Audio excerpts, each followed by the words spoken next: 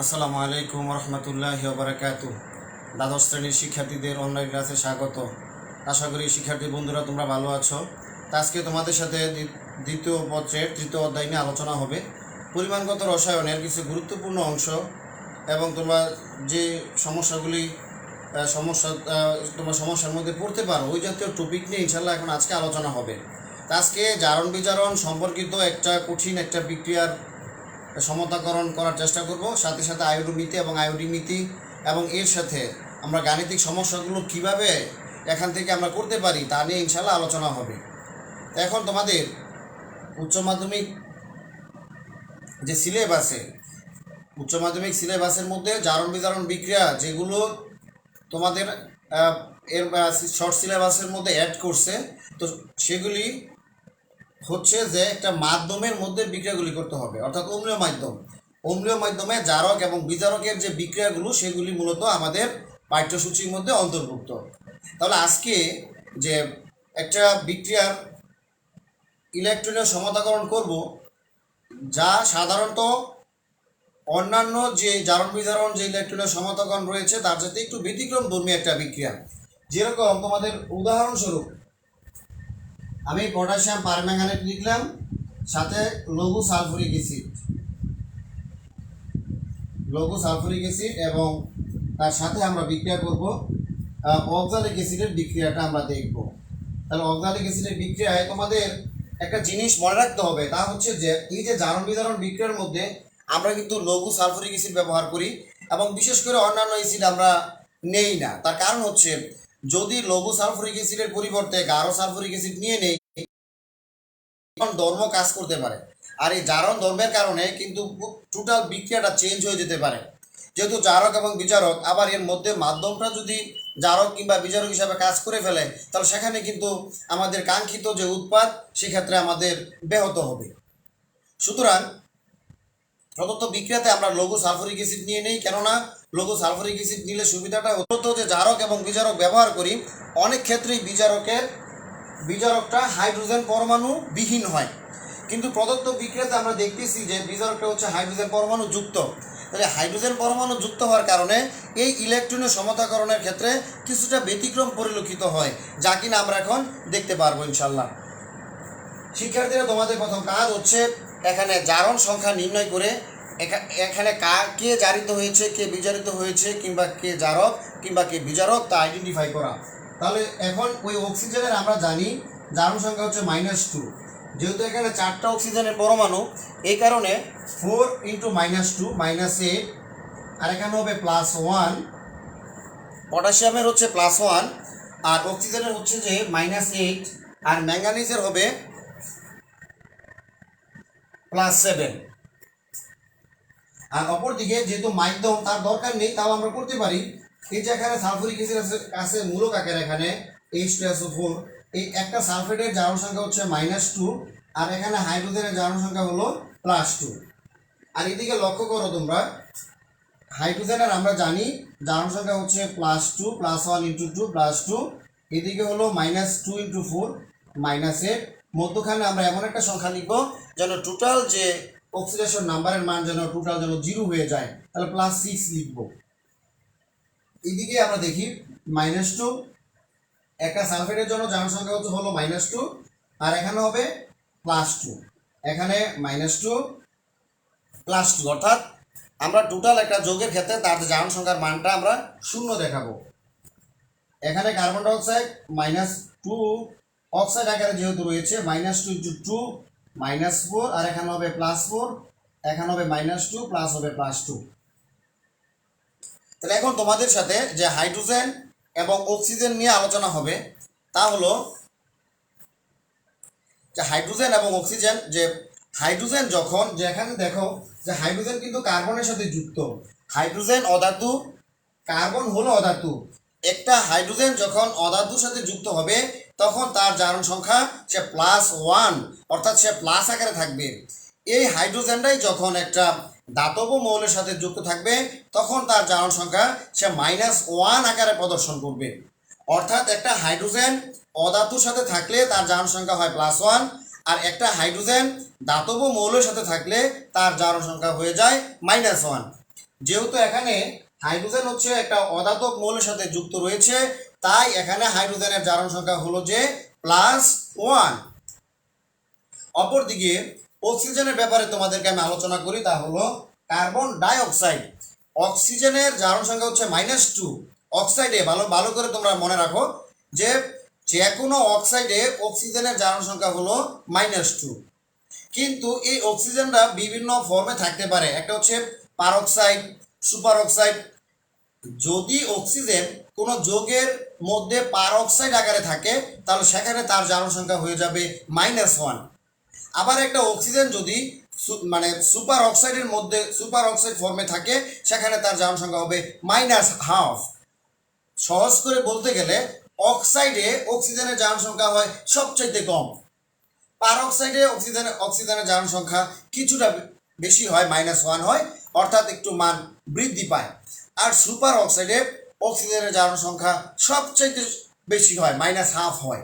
তাহলে এখানে কিন্তু আমি কথাটা বলেছি carbon dioxide, not carbon peroxide, not carbon superoxide. আমি কথাটা বলেছি কার্বন ডাই অক্সাইড। যখন আমি অক্সাইড ফর্মে আমি কথাটা উচ্চারণ করলাম তখনই তার জারণ সংখ্যা হয়ে গেল -2। কার্বন কার্বন ডাই অক্সাইড, অর্থাৎ এখানে অক্সিজেন অক্সাইড আকারে বিদ্যমান। আর অক্সিজেন যখন অক্সাইড আকারে বিদ্যমান থাকে তখন তার জারণ সংখ্যা -2 হয়। তাহলে মাইনাস কার্বন ডাই অক্সাইড, অক্সিজেনের হচ্ছে -2 × 4 -4, আর কার্বনের হলো যে +4। এখন আমরা দেখব এই প্রদত্ত যৌগের মধ্যে কোনো একটা মৌলের জারণ সংখ্যা হ্রাস কিংবা বৃদ্ধি পেয়েছে, আর সেটা সেই মানটা আমরা আইডেন্টিফাই করে আমরা জারক এবং বিজারক চিহ্নিত করব। তোমরা দেখো এখানে ম্যাগনেসিয়াম, ম্যাঙ্গানিজের জারণ সংখ্যা হচ্ছে +7, আর ডানে ম্যাঙ্গানিজের জারণ সংখ্যা হলো +2। তাহলে +7 থেকে +2, তাহলে জারণ সংখ্যা কমে গেল। +7 এর মান বেশি, +2 এর মান হচ্ছে কম। তাহলে +7 হতে +2, অর্থাৎ জারণ সংখ্যা কিন্তু কি পায়, হ্রাস পায়।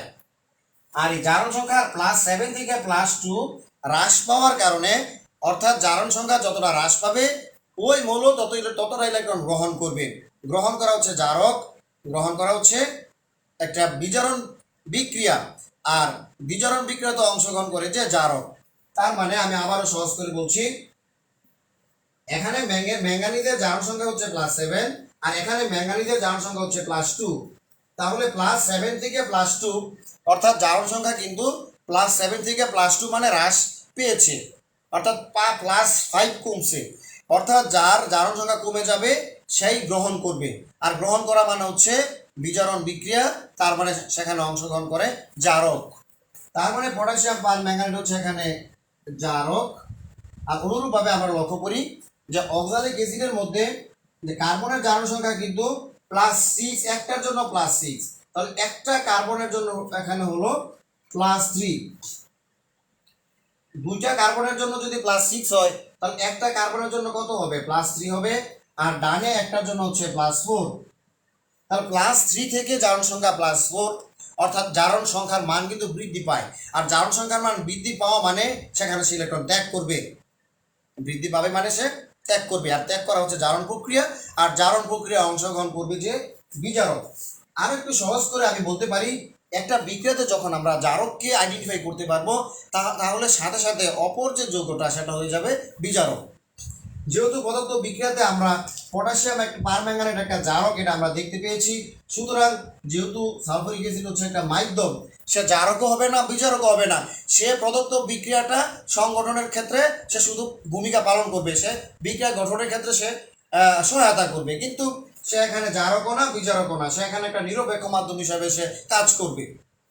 তাহলে যদি পটাশিয়াম পারম্যাঙ্গানেট জারক হয়ে যায় তাহলে অবশ্যই অক্সালিক অ্যাসিড এখানে কি হবে, বিজারক হিসেবে কাজ করবে।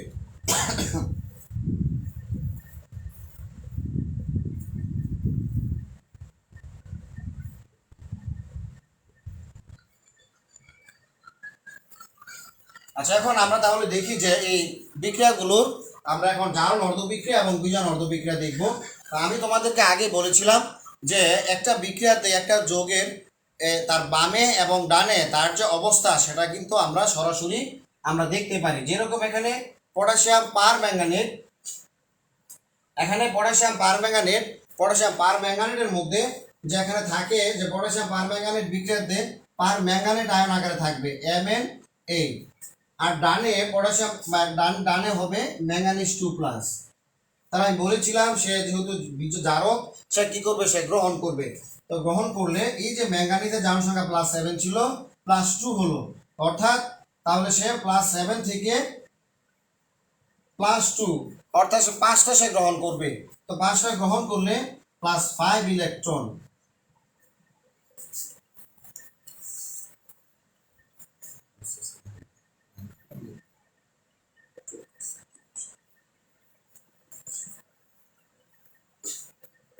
তাহলে এই যে পটাশিয়াম পারম্যাঙ্গানেট যে ম্যাঙ্গানিজের জারণ সংখ্যা +7 ছিল, তো +7 থেকে +2 হলো, তাহলে তার জারণ সংখ্যা 5টা কম, তাহলে সে 5টা গ্রহণ করলো। আর এখানে যে 4টা অক্সিজেন আছে তার আমরা ডাবল সংখ্যক হাইড্রোজেন আয়ন দিব, 8 হাইড্রোজেন আয়ন দিব। আর এখানে যতগুলি হাইড্রোজেনের সংখ্যা আছে, অক্সিজেনের সংখ্যা আছে, তার ডানে আমরা সমান সংখ্যক পানির অণু লিখব। তো ম্যাঙ্গানিজের জারণ সংখ্যা +7 থেকে +2 হয়, এই কারণে সে যেহেতু +7 থেকে +2 অর্থাৎ 5টা হ্রাস পায়, এই কারণে সে পদার্থ বিক্রিয়াতে 5টি ইলেকট্রন গ্রহণ করবে, A5 ইলেকট্রন। আর এখানে অক্সিজেনের সংখ্যা যা হবে, এখানে ডাবল হাইড্রোজেন আয়ন সংখ্যা লিখব, 8 হাইড্রোজেন আয়ন সংখ্যা। আর এখানে অক্সিজেনের পরমাণু সংখ্যা যা, আমরা ডানে সমান সংখ্যক পানির অণু লিখব, 4 অণু পানি লিখব। এটা হচ্ছে বিজারণ অর্ধ বিক্রিয়া।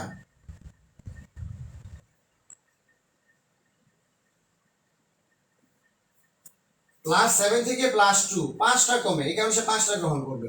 তাহলে অপরদিকে অক্সালিক অ্যাসিড বিক্রিয়ার বাম দিকে থাকে, যার অর্ধ বিক্রিয়া যদি আমরা লিখে নিই,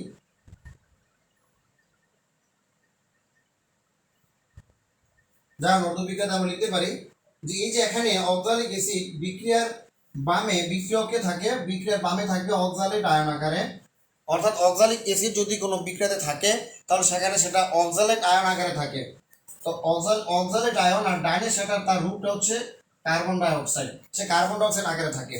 কিন্তু এই যে অক্সালেট, এবং এখানে কার্বন সংখ্যা কিন্তু 2টা, আর এখানে কার্বন সংখ্যা 1টা, 2টা এবং 1টা, এই কারণে এটাকে আমরা ব্যালেন্স করব। এখন কিন্তু হয়ে গেল, এখানেও কার্বন সংখ্যা 2টা, এখানেও কার্বন সংখ্যা 2টা। তাহলে এই যে কার্বনের জারণ সংখ্যা +3 থেকে বৃদ্ধি পেয়ে +4 হয়, তাহলে একটা জারণ সংখ্যা বৃদ্ধি পায়, তার মানে যতটা বাড়বে ততটা সে ছাড়বে। তো একটা পরমাণু যদি একটা ইলেকট্রন ত্যাগ করে, তাহলে দুটি পরমাণু 2টি ইলেকট্রন ত্যাগ করবে। এটা হচ্ছে নাম্বার 2 ইকুয়েশন, এটা হচ্ছে নাম্বার 1 ইকুয়েশন। এখন আমরা এই যে সমীকরণটাকে আমরা লিখতে পারি,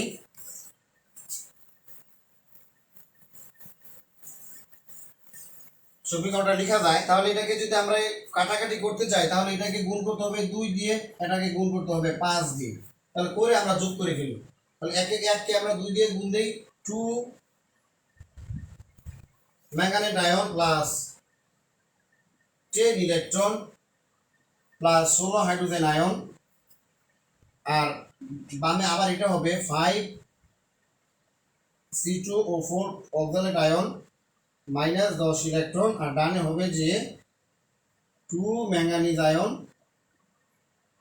8 অণু পানি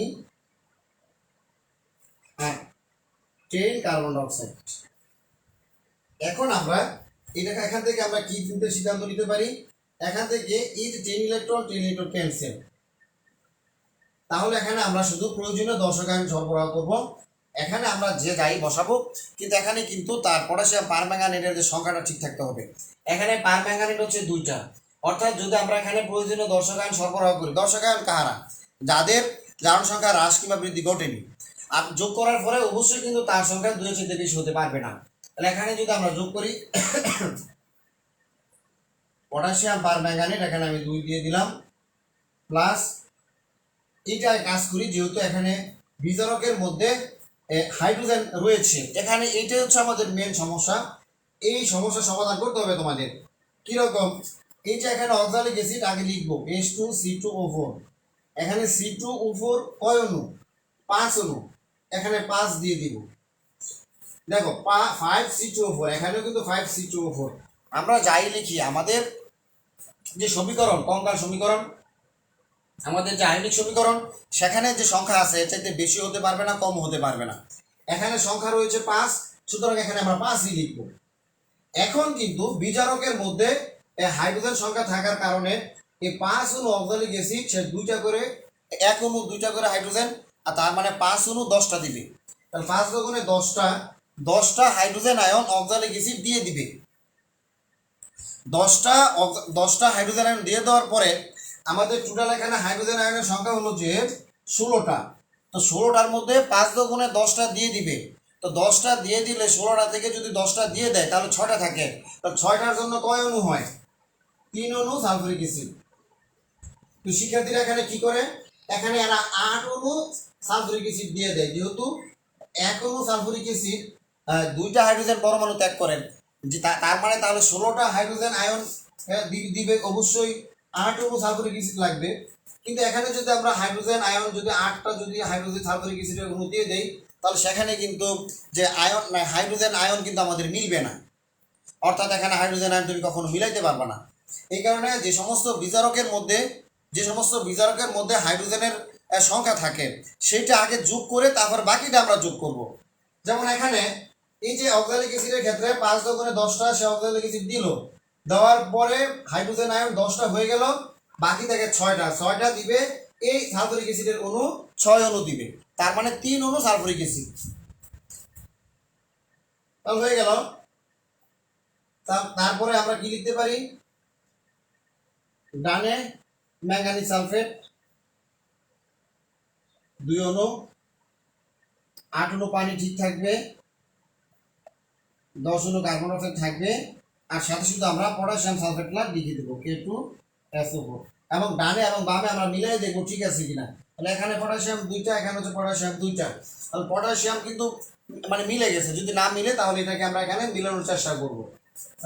এটা হচ্ছে জারণ বিজারণ ইলেকট্রনীয় সমতাকরণ, আমি যেটা করলাম এখন।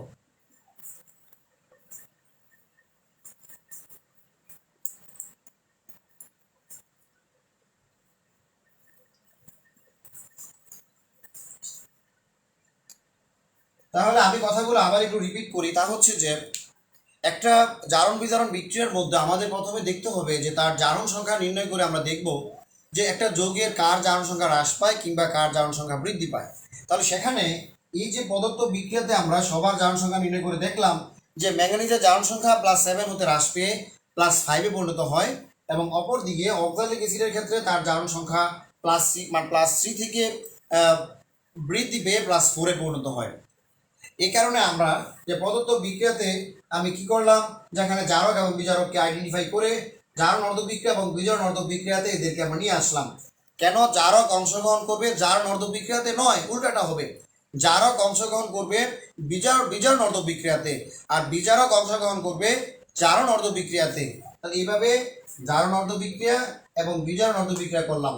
বিজারণ অর্ধ বিক্রিয়ার ক্ষেত্রে তোমাদের লক্ষ্য রাখতে হবে অবশ্যই এখানে যে অক্সিজেনের পরমাণু সংখ্যা রয়েছে তার ডাবল হবে হাইড্রোজেন আয়নের সংখ্যা, এবং তার সমান সংখ্যক হবে পানি অণু সংখ্যা। বামে আমরা তার ডাবল দিব হাইড্রোজেন আয়নের সংখ্যা, আর তার ডানে তার সম সংখ্যক পানির অণু সংখ্যা দিয়ে দিব। তারপরে এটাকে আমরা ইলেকট্রন কিভাবে কাটাকাটি করা যায় সেদিকে আমরা লক্ষ্য করব। তারপরে আমাদের শেষ কাজ হচ্ছে, যেহেতু প্রদত্ত বিক্রিয়াতে বিজারকের মধ্যে হাইড্রোজেন পরমাণু বিদ্যমান, এই কারণে বিজারকের হাইড্রোজেন পরমাণু সংখ্যা হিসেব করে বাকি পরমাণুগুলো অ্যাসিডের অণু দান করবে। যেমন এখানে অক্সালিক অ্যাসিডের ক্ষেত্রে 5 অণু অক্সালিক অ্যাসিড আমরা লিখলাম, তাহলে এখান থেকে সে 5 গুণে 10টা হাইড্রোজেন আয়ন সে দ্রবণে দিবে। আর বাকি এই যে এখানে 16টা হাইড্রোজেন আয়ন রয়েছে, তো 10টা থেকে 16টা 6টা, এই 6টার জন্য 3 অণু সালফিউরিক অ্যাসিড বিদ্যমান থাকবে। অর্থাৎ এই 3 অণু সালফিউরিক অ্যাসিড 3 গুণে 6টা হাইড্রোজেন, আর এইদিকে হলো 5 গুণে 10টা হাইড্রোজেন 16টা। এখন তোমরা ইচ্ছা করলে মিলে দেখতে পারো, সব পরমাণুগুলো কিন্তু মিলে গেল। যেরকম আমি প্রত্যেকটা তোমাদেরকে দেখাই মিলতেছে কিনা। পটাশিয়াম বামে হচ্ছে 2টা, ডানেও কিন্তু পটাশিয়াম 2টা। দেখো তো ম্যাঙ্গানিজ বামে হচ্ছে 2 ম্যাঙ্গানিজ, ডানে হলো 2 ম্যাঙ্গানিজ 2। আর অক্সিজেন এখানে আমরা দেখি, এখানে 4 গুণে 8, 3 4 12, 8 12, আর এখানে হয় 4 5 20।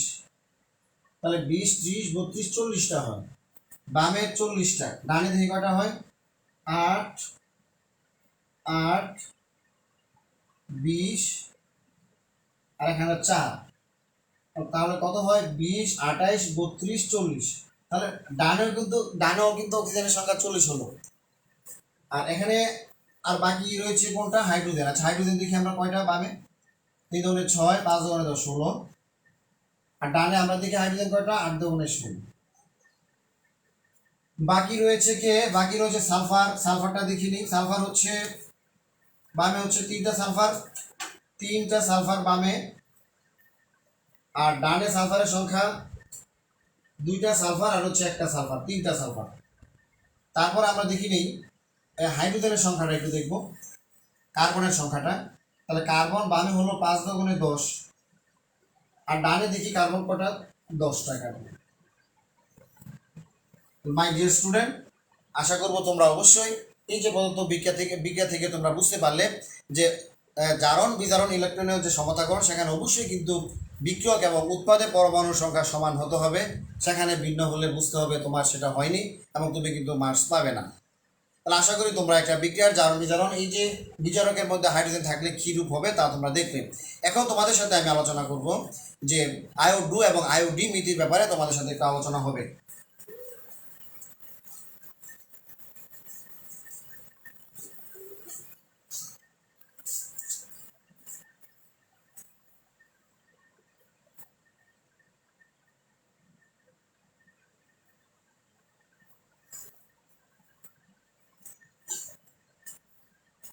তো শিক্ষার্থী বন্ধুরা, তোমাদের এখন যে আরও একটা ইম্পর্টেন্ট টপিক নিয়ে আলোচনা হবে, তা হচ্ছে আয়ো2 এবং আয়ো-ডি মিতি। আয়ো-ডি মিতি হচ্ছে যদি প্রমাণ আয়োডিনের সাহায্যে অন্য একটা দ্রবণের ঘনমাত্রা নির্ণয় করার যে পদ্ধতি, তাকে বলা হয় আয়ো-ডি মিতি। প্রমাণ আয়োডিনের সাহায্যে অন্য একটি দ্রবণের ঘনমাত্রা নির্ণয়ের যে পদ্ধতি, তাকে বলা হয় আয়ো-ডি মিতি। আর আয়ো-ডি মিতি হচ্ছে একটি জারক পদার্থের সাথে, কোনো পদার্থের একটা জারক পদার্থের সাথে আয়োডাইড লবণের বিক্রিয়া ঘটিয়ে উৎপন্ন আয়োডিনকে অন্য একটা প্রমাণ দ্রবণের সাহায্যে বিক্রিয়া ঘটিয়ে তার পরিমাণ নির্ণয় করার যে পদ্ধতি, তার ঘনমাত্রা নির্ণয় করার যে পদ্ধতি, তাকে বলা হয় আয়োডো মিতি। তা আয়োডো এবং আয়োডির জন্য একটা কমন বিক্রিয়া, তা হচ্ছে থায়োসালফেটের বিক্রিয়া। সোডিয়াম থায়োসালফেট আর সাথে হচ্ছে আয়োডিন বিক্রিয়াগুলো উৎপন্ন করে সোডিয়াম টেট্রাথায়োনেট Na2S4O6 আর প্লাস হচ্ছে সোডিয়াম আয়োডাইড। আমরা পদার্থ বিক্রিয়াটি যে একটা পদার্থ বিক্রিয়াতে ইলেকট্রন আদান প্রদান হয়, তা আমরা দেখব। তো সোডিয়াম থায়োসালফেট আয়োডিনের সাথে বিক্রিয়া করে সোডিয়াম টেট্রাথায়োনেট এবং সোডিয়াম আয়োডাইড উৎপন্ন করে। তার জারণ সংখ্যাটা আমরা দেখি নিই যে সোডিয়ামের জারণ সংখ্যা +1 × 2 +2, অক্সিজেনের হলো -2 × 3 -6, আর এখানে হলো +4। অর্থাৎ এমন একটা সংখ্যা লিখবো যেন নাকি তার জারণ সংখ্যা 0 হয়। তাহলে -6 আর এখানে হলো +2, তার মানে এখানে হবে +4। আর এখানে আয়োডিন সরাসরি 0, অর্থাৎ মৌলিক অণুর জারণ সংখ্যা 0 হয়ে যায়। আর এখানে হবে +2 মাইনাস একটা অক্সিজেনের জারণ সংখ্যা হচ্ছে -2 × 6 -12, মাঝখানে লিখবো 10, এখানে -1, সোডিয়ামের হচ্ছে +1। তাহলে আমরা দেখতেছি যে সালফারের জারণ সংখ্যা দুইটার জন্য +4, তাহলে একটার জন্য কি হয় +2 হতে বৃদ্ধি পেয়ে এখানে একটা সালফারের জন্য হচ্ছে 4টার জন্য 10, তাহলে একটার জন্য হয় 2.5। আর অনুরূপভাবে আয়োডিনের জারণ সংখ্যা 0 হতে হ্রাস পেয়ে -1-এ পরিণত হয়। তাহলে সালফারের জারণ সংখ্যা বৃদ্ধি পেল ও আয়োডিনের জারণ সংখ্যাটা 0 থেকে -1 হ্রাস পায়। তাহলে বৃদ্ধি পাওয়া মানে জারণ, হ্রাস পাওয়া মানে বিজারণ। অর্থাৎ বৃদ্ধি পাওয়া মানে সে হচ্ছে বিজারক, আর হ্রাস পাওয়া মানে সে হচ্ছে জারক। তাহলে আমরা এখন লিখি জারণ অর্ধ বিক্রিয়া।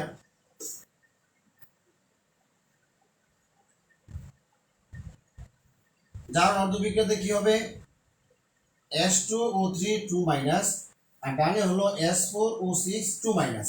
তাহলে এখানে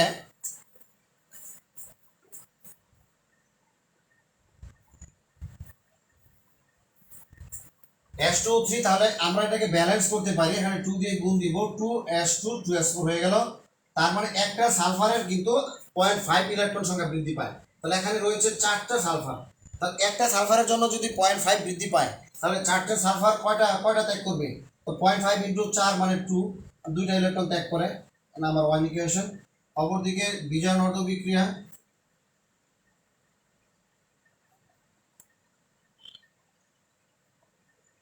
বিজন অর্ধবিক্রিয়া হবে আয়োডিন 0 থেকে আই মাইনাস, অর্থাৎ সে একটা ইলেকট্রন গ্রহণ করলে আই মাইনাস হয়ে যাবে, দুইটা ইলেকট্রন গ্রহণ করে 2i মাইনাস। 2 নং সমীকরণ আমরা কাটাকাটি করে দিই। Plus 2s2o3 2 minus plus i2 s4o6 2 minus plus 2i minus, অর্থাৎ 1 এবং 2 যোগ করে আমি সহজ করে 1 প্লাস 2 1 প্লাস 2 নং। আচ্ছা, তাহলে এখন যদি আমরা বিক্রিয়াটা আমাদের লাস্ট যে বিক্রিয়াটা আসবে তা হলো 2Na2S2O3। দেখো প্রয়োজনীয় দর্শক আয়ন সোডিয়াম আমরা যোগ করলাম, কিন্তু S2O3 এর সংখ্যা কিন্তু 2 এর চাইতে বেশি হলো না, অর্থাৎ 2S2O3 এখানেও 2S2O3 সাথে হলো আয়োডিন, আর এখানে হবে Na2S4O6, তারও সংখ্যা একটা, এখানে আমরা লিখছিও একটা, সুতরাং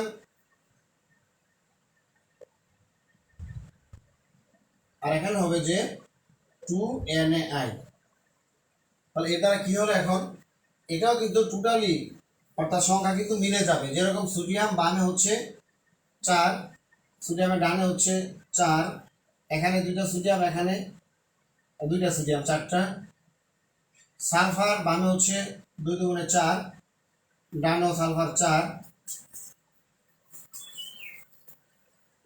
অক্সিজেন বামে হলো যে 6, ডানে অক্সিজেন 6, আয়োডিন বামে হচ্ছে 2, ডানে কিন্তু 2, অর্থাৎ এ থেকে আমরা বুঝতে পারলাম যে এই যে সোডিয়াম থাইসালফেটের এটা কিন্তু কোনো মাধ্যমের সাথে বিক্রিয়া নয়, অর্থাৎ একটা জারণ এবং বিজারণ এর মধ্যে যে ইলেকট্রন আদান প্রদান ঘটে তা সোডিয়াম থাইসালফেটের সাথে আয়োডিনের বিক্রিয়া হতে আমরা কি করলাম, দেখতে পারলাম।